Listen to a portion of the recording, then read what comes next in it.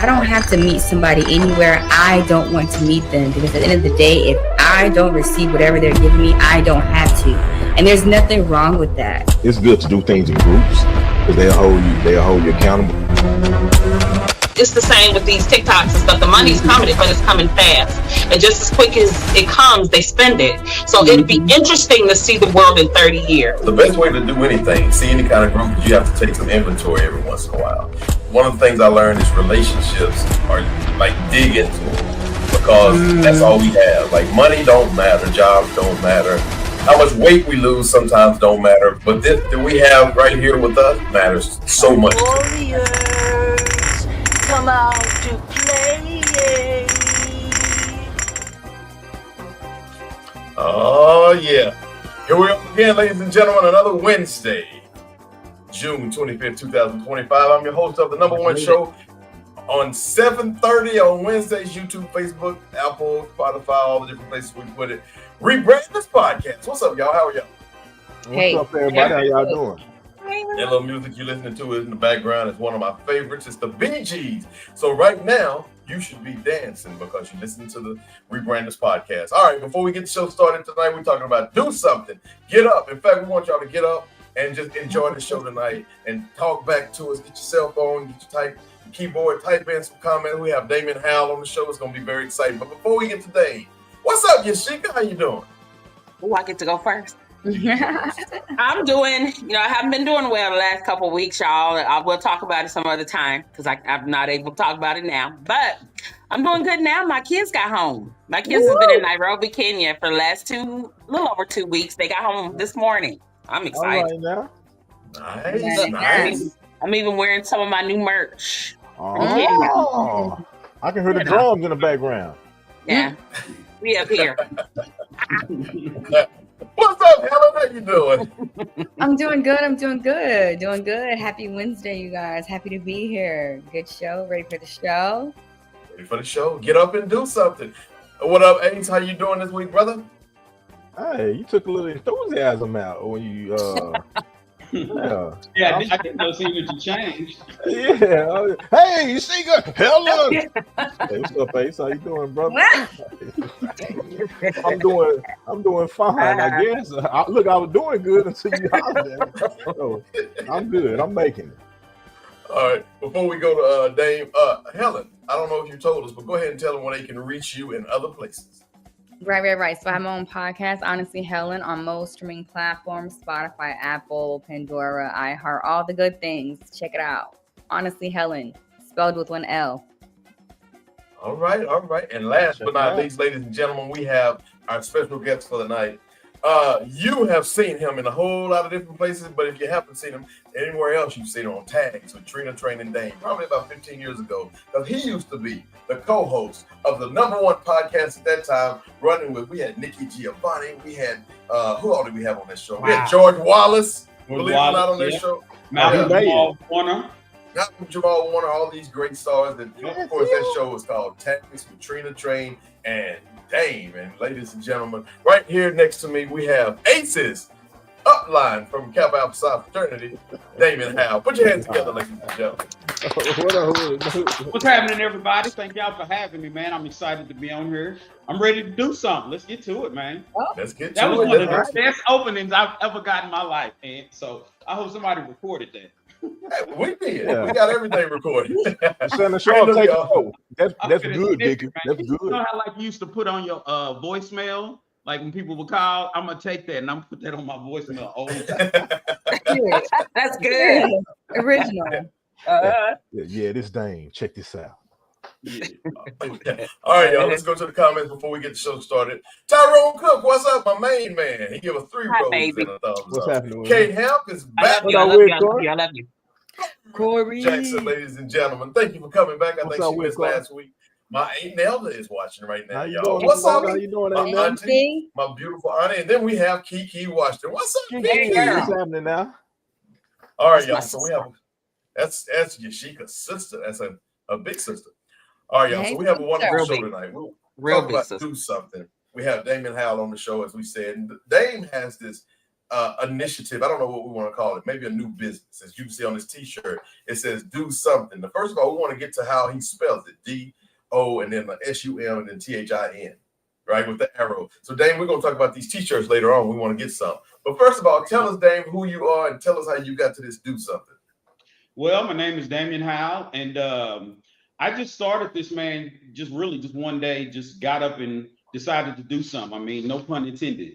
I started going through a lot of stuff, truth be told, going through a divorce and all kind of different other changes in my life, and my health started getting bad. And so, and I had a buddy of mine named Dave, man. He had been pushing me for years. Like, dang, you got a little girl. I got a 3-year-old beautiful little girl, and I'm 47.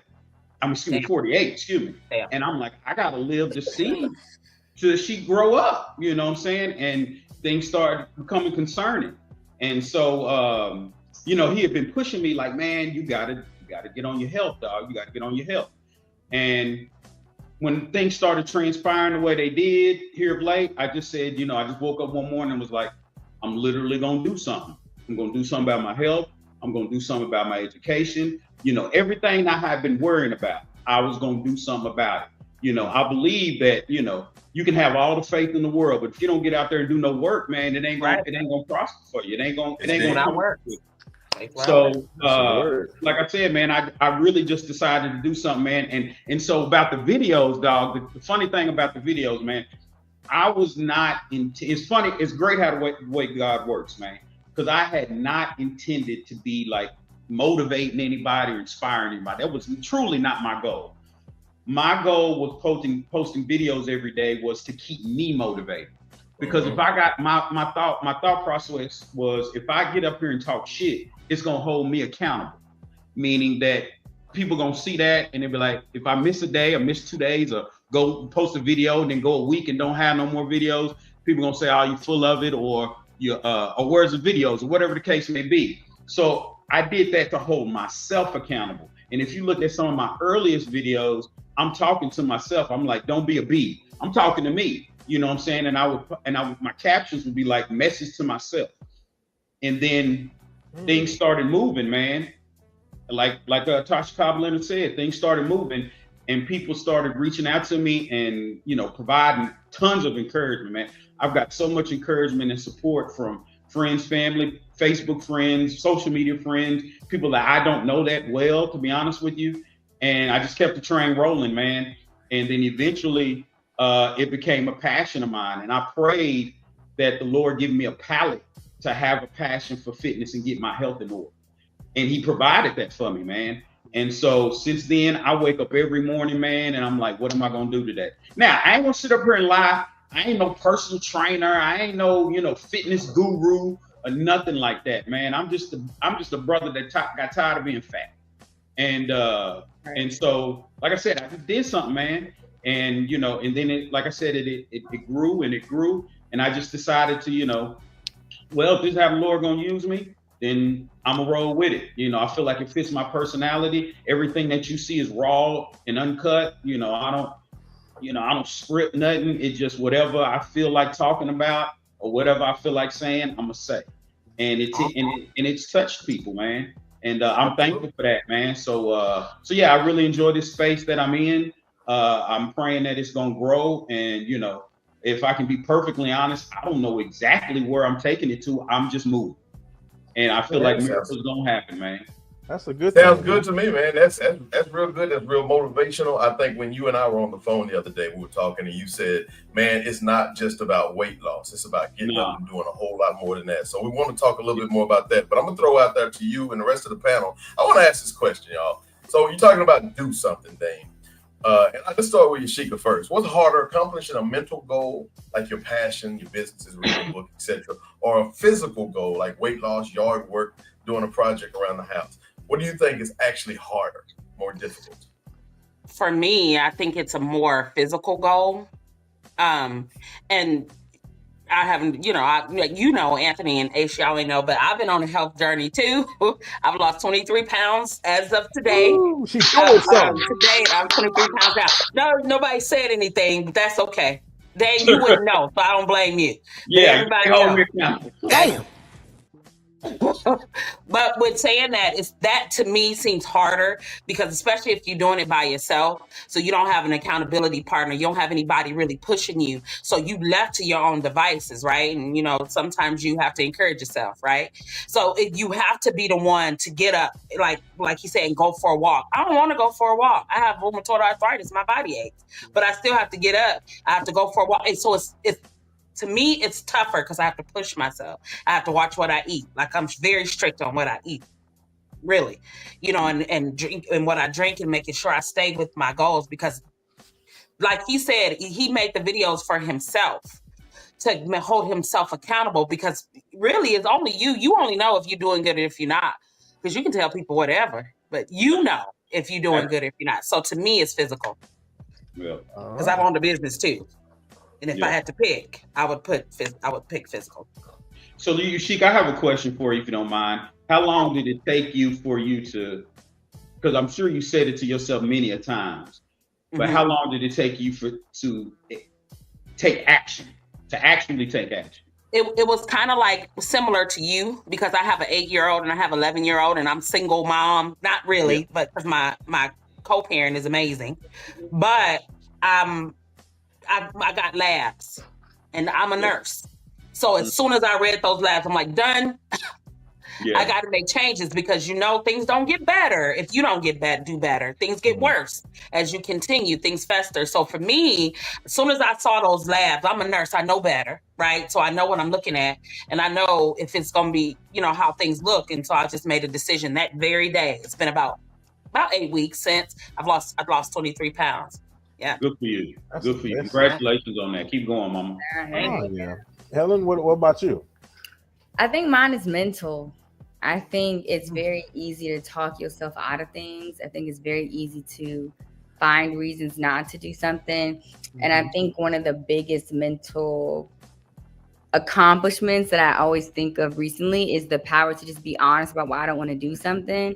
Like I remember always being like, oh no, I got something else going on. I ain't got nothing else going on. I just don't want to tell them I don't want to go. And I was like, oh no, actually, I'm not interested. I'm okay. So mentally, I think it is for me because I can talk myself out of it, or I can find ways to say I'm being honest, but stretching the truth. Physically, I want to get over with. Like I don't like no physical task. So if we got to do it, we got to do it. Like, let's get it done. Let's go. I'm ready. But mentally, listen, I can talk you out of it. I can talk you out of it. That's one thing, that's one thing that Les Brown talks about all the time. It's like, you got to stand up to that voice that's inside of your head because you better than anybody. So you also know what gets you going and you know what you like. Because I always tell people, I know I got ADHD because I'll be sitting there doing my work and my oldest daughter, luckily she come through and keep me in line, but I'll be doing my work one minute, next minute I'm in the garage throwing the ball up against the wall. And I'm like, what's wrong with me? But that mental part, that's the hardest. I know I'm on my weight loss journey as well. I'm not as successful as some people on the panel because I let work-life balance, stuff like that. But yeah, that mental, that's something that a lot of people can't get over. And I think in certain parts of your life, it could be either or too, because you have to have a good mindset in order to have the physical, right? Because you got to put your mind to it in order to do it. So I think it could be both. I think in like marketing, what I learned in marketing is that the 5-second rule. It only takes 5 seconds for you to talk yourself out of anything. So it's important to try to just when it's time to act as a marketer, that's what you talk. But as when you want to act before you start talking out of it, because it could be self-sabotaging real fast. Yeah, just to piggyback off what Sheik is saying is that's the reason why I asked you that question. Like, how long did it take you to actually get out there and do it? Because that's something that I battled. I said for a long time that I'm finna lose weight, I'm finna do this. And I would tell myself that, but I never would get out there and do nothing. And actually it was indirect why I started. I actually started the Daniel fast at the start of the year. And I fasted for 21 days. And then I started seeing myself losing weight. And so then I kept it going. And then I started seeing more weight falling off. I peaked at 272 last year. and I'm at 240 right now. Wow. And I wasn't really, all I was doing was fasting. I wasn't working out or anything like that. And then, like I said, I saw the results, and then that pushed me and was like, all right, man, what if I just actually got out here and did some work and worked out and actually put a plan behind it. And then I started juicing, and I had some problems with the juicing, so I kind of fell off on that purposely. But I just kind of stuck with the fasting and intermittent fasting, as they call it. I mean, I have my own plan. I don't really stick to any prescribed plan, so to speak. And then I kind of just watch what I eat and exercise, and then results started showing. So that I definitely agree with you. I agree with really much the panel in regards to, I think it starts with mental, and then it expands from there to the physical and the other attributes that you mentioned. With the heavy, they say the heaviest weight at the gym is? I don't know which one. At the gym, the heaviest weight at the gym is the front door. Mm. They always say that the heaviest weight at the gym is the front door. That makes sense. Yeah, they always say that, but I can see that. Yeah, that's the heaviest weight at the gym. And I think underlying any type of do something attitude, I think all of us would be lying if we said that, or I wouldn't even say all of us. I think anybody would be lying if they said that they didn't learn some lessons the hard way. The lessons that they really need to learn, the lessons that you think are supposed to just come natural, like losing weight, that's your health, right? Like you want to be healthy, you want to live here. So you'd be like, yeah, of course I'm gonna take care of my health. And then you get there like, oh, well, you know what? What had happened was, or even stepping outside your comfort zone and going to pivot in career, like to have a different skill set and sell yourself and hope that someone takes a chance on you. Like at the end of the day, we have to hit a point where enough is not enough, right? Like it's just not doing it. And I wouldn't say we have to, because there's always exceptions. At least you should. I always say you should be comfortable with being uncomfortable. Yes. If you get too comfortable, then you're in trouble. Like at my office, where I work, I've been there a year, but it's a nice place to work, but in my office, I can leave in a second because I'm not making that my home, because that's not my home. Does that make sense? So you have to be comfortable, and I may be there for the next 10 years, and that's cool, but I'm still ready to move when God is ready to move me, So I just think we have to be comfortable with being uncomfortable. When you get too comfortable, you stagnant. How do you know though when you're stagnant? Like I feel like sometimes you feel like you're doing well because you've always asked for this. Like you asked to have a place of your own, then you get a place on your own. But the place on your own is maybe in a neighborhood that don't got the best water, or the closest grocery store is 10 miles away, and if you don't got a car, it's not feasible to get there. Like how do we know when our situation could be better, but because it's more than what we've had, we feel like it's all, or what's Anthony's phrase? If all you see is all you see, then you ain't seen something. Because I didn't even hear all. See is all there is. It's something I can't remember, but it's good. Right? Yeah. Y'all messing up good some phrase. I don't know. It's a good phrase, but that's what to your question, Helen. I think you just have to be willing to take a step. Right. Right? Because if you're not willing to take the step, you stepping into something you've never done. Like. Won't keep talking about myself, but like I was a nurse wellness director for a while, and then they asked me to be the executive director, and I've never done that before. Right. Why would so that was something that's already challenging, because that's not something I've ever done before. But I decided to take a step. I pride myself on being a yes man when it comes to opportunity. Right. So whether I've done it, somebody has never done it. Everybody has never done it before when they first do it. You know what I mean? So you just take that step, and me taking that step, put the building in a place they've never been in. So I think you just have to take the step. You just have to be willing to take a step, and it's scary. But that's the uncomfortable part. That check didn't hurt nothing either, huh? It didn't hurt. You have to get fed up. You have to get. But then you outgrow that too. Then you want to take another step. Yeah, that's why I said you have to get fed up. As far as absolutely. As far as like what Helen was saying, you have to be fed up. It just comes to a point where one day you just like, damn. That's when you'll make the change. It's like that old story. They say it was a dog sitting over in the corner. He just whining, complaining. And the dude came in. He said, "Man, what's wrong with that dog over there? You know, he keep whining and stuff." And the owner wasn't even paying attention. He said, "Oh, he laying on the old nail. He'll get up when he gets tired of it." Mm-hmm. Yeah, absolutely. You know, there's something that I always say is that, you know, when you face with challenges or faced with that crossroads, so to speak, you either gonna do one or two things. Or you're gonna sit in sit in the corner and cry, or you're gonna fight out that corner. Mm-hmm. And a lot of people sometimes they wait till they get backed into that corner. Mm-hmm. I know I've been guilty of that myself. You know, you wait till you get in that corner and then you ain't got but one or two choices. You turn the tray on Boys in the Hood. Yeah, you gonna say it. Exactly. Crying while you're whining. You know. So check this out, y'all. So that's in the same sense of the last question that the topic we've been talking on. Accomplishment, mental goals, and stuff like that. We're talking about doing something. Have any one of you guys ever done something that you were afraid of that seemed like it would challenge you, and you took that bold step? Like you did something about it. Has there ever been a challenge that you stepped to? Yeah. Well, tell me about it. Well, mine was owning my residential care home. That's something we hadn't done, and we took a step out and we just tried it, and it did really well. But we just recently took another step with selling it, right? Because now what?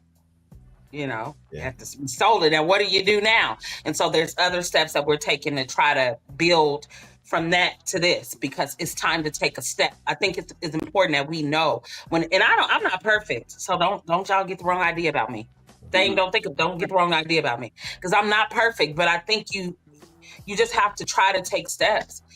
Like, I want my kids to be able to eat for generations, they kids and they kids and they kids. In order for me to do that, I got to try to take chances. And if it works, fine. If it don't, that's a good way to look. We're gonna list the email address for everybody in a minute. If you want to email in and ask Yashika to buy Hodel or something. No. Get y'all no. Maybe about 10 years I got it. In about 10 years, meet me in Bora Bora. Right. Dame, I wanted to ask, because Anthony mentioned before he mysteriously did a magic trick on us and left us. Right. What's up with the spelling of your do something? You have zero. Yeah, it's SUMTHIN. Typically, I like to play off words, and when I talk, I typically don't just spell things the correct way. It's kind of just whatever comes to me. I don't really have no, cute story behind it. That's just the way I decided to spell it, and it sounded good, and it looked good. As opposed to, I didn't want it to be generic, like the typical way of spelling, like Webster's would spell it. I wanted to do something different that was going to stick out and stand out. And so, like I said, I just started putting that on Facebook, and then I was like, well, this will look good, because I changed it up a couple of times, tweaked it a couple of times, but ultimately, I settled on the way I spell it now. Just it just felt good and looked good. Really, ain't a big story behind it. I love it though. Just go with it. Where can we find your shirt? Say again. Where can we find it? I will post. Let me get because we actually, now it is a funny story. We just created these last night. Me and a buddy of mine. Shout out to my boy Breezy Vision. You want to talk about doing something? Well, I've been like, shit, we need to get some T-shirts, and my boy came through in the fourth quarter and printed some. So they'll be available on his site. So before the show is over, I will post that, and everybody will know where they can get those. And they come in different colors.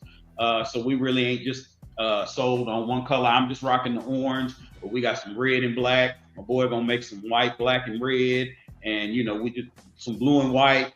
Whatever, pretty much whatever you want to do, we gonna be able to do it. So it's like I said, this is moving organically, and we just moving, literally as everything comes to us, man. So like I said, we created these last night, and we gonna put them out here shortly. I'm gonna have to do the show next week from the treadmill. I'm motivated. Get on it, man. Get on it. Well, Helen, tell me about a fear, something you did that you were scared to do, that you did something. And right. So actually, to stay on Sheikah's track of professional fears, I wouldn't say it was a fear, but I became a manager at my job last year. in my mind, I had at least another 3 years before I was going to have anybody reporting and asking me for advice. And so the best way I could go about that transition was to be honest with my direct report, was to simply say like, hey, this is my first time doing this. So I need you to tell me if the way I'm doing this makes sense. And if not, let's fix it, because I might think communication is well because I'm transparent. And you might be like, oh, you put 10 on 2, let's calm down. I'd rather you break it down slowly or sugarcoat it, like tell me that. And then this year, he actually got promoted to a senior recruiter. So I was like, okay, I indirectly did what I needed to do because he was able to show that he was ready to take on something new. And he doesn't have a recruiting background, right? That's always good. Yeah. Yeah, so that was scary, but he's only the first one. So I ain't gonna say I'm the excellent manager, but I will say I think I did a very good job of being open about. That's a good start. I don't know the answers, and I might be leading you down the wrong path until you tell me, like, girl, this don't make sense for real. And I'm like, oh, okay, let's recalibrate. So I would say that. And then just add another one, because I really enjoyed that question, was I think personally having tougher conversations, and I'll say it could be romantically, so like with my partner, having tough conversations about how you feel about situations, being more vulnerable has been intentional and very uncomfortable, but it has exposed a different side of I think DJ Goodson is trying to get his mix in. This ain't rehearsal time, baby. You gotta turn it down. He's saying, is he on the 1s and 2s? He on the 1, 2s, and 3s right now. He's expecting a party. He turned it up so loud. I don't know if he want us to talk or fight. I put my guard on. This is literally club rebrand us now. We are ultimately getting comfortable in uncomfortable situations in a romantic when you want to agree with somebody, but you might have to look them in the face again sooner rather than later. Having an uncomfortable conversation. For all our people out podcast, man, we have technical difficulties right now. So we gonna laugh through it and everything. So yes, we human beings. Yeah, if y'all say they messing up, like That's right. But one of the things y'all can do is get up and do something, because this is something you can dance to. This is an exercise. That's what we need Goodson to do right now. Do something. You got the music on. David, you can get over this Resident Evil Part 2 music. What's something that you did that you were kind of afraid to do?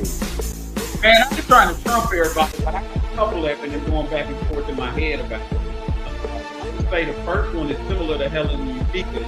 Let me talk louder over the beat drop. Yeah. You know. Perfect. But I would say, one thing was career wise. Is I got promoted to a manager about 4 years ago, and I wasn't expecting it. Like, my director told me that I was gonna get a promotion because I've been asking for more money. All I was concerned about was pay. I didn't care nothing about no title. I didn't care. I didn't even want the responsibility of being a manager. I was kind of like, I want to come in at 9. I want to dip at 4:30, And but then the next thing you know, he said, "Hey, you've been promoted," and he told me the salary was more than I expected. And then he said, "Well, what comes with that?" That's right. Now the message. And I said, "Oh, okay. Well, all right. I wasn't expecting that." You know what I'm saying? And so I just jumped on it. And the rest is history. I was like Helen. I'd never done that. I mean, I had businesses and so forth, but I had never managed corporate. And that's a different beast. Because folks, we got to turn it on and turn it off. Yeah. And I was like, hey, can I turn it off and turn it on, turn it off? With these big wigs, but you found a way, and I just jumped out there, and I was similar to Helen. I just communicated with people that reported to me, and I was fair, and I was like, hey, I don't know, I ain't the civil manager, I ain't gonna sit up here and micromanage you, or as long as you get the work done, that's all that matters. I am, and other people, they worry about all this other stuff, and you can worry about that. we got a deadline and you're gonna meet it. Right. Or not, you know. And I just want to say, I think it's also very impressive that, and I don't know, to be honest, how long your Do Something movement has been happening for you personally, but the fact that you got t-shirts already ready to be sold about it, that's some real Do Something type energy. I've had a podcast for almost 7 years, and I only got one shirt made, and that's because my cousin just asked to do it for my birthday. Okay. I got spotted that can make you sum up pretty quick if you ever need it, man. I'm gonna have to keep that in mind. Yeah. Yeah. But you know what I'm saying? Because actually, you know, I didn't want to do it, but I thought about it, but I just had to pull the news on it. And like I said, my boy hit me. I told him I was gonna be on the show, and he was like, "Man, you need to get a t-shirt." And I was like, "You're right." I said, "Print them up now. Go do it now." And he did it now. He did it right there. You know, this is literally last night. You know what I'm saying? And so he has already had the site for he has some apparel that he made, and so he put it on his site and we can get some comments. It'll hold us down now.